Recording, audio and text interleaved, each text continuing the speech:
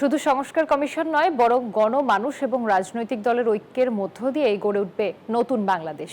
একথা বলেছেন ঐক্যমত্য কমিশনের সহসভাপতি অধ্যাপক আলী রিয়াজ। গণ অধিকার পরিষদের সঙ্গে সংলাপে একথা বলেন তিনি।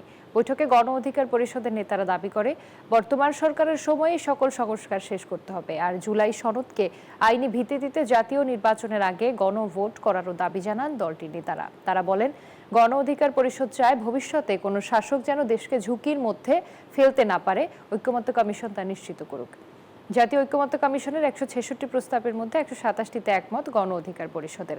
তাদের দ্বিমত রয়েছে ১৫টিতে, আর আংশিক একমত হয়েছে ২৩ প্রস্তাবে। শুধুমাত্র সংস্কার কমিশনের প্রতিবেদন বা সংস্কার কমিশনের মতামত, সংস্কার কমিশনের সুপারিশই যথেষ্ট নয়।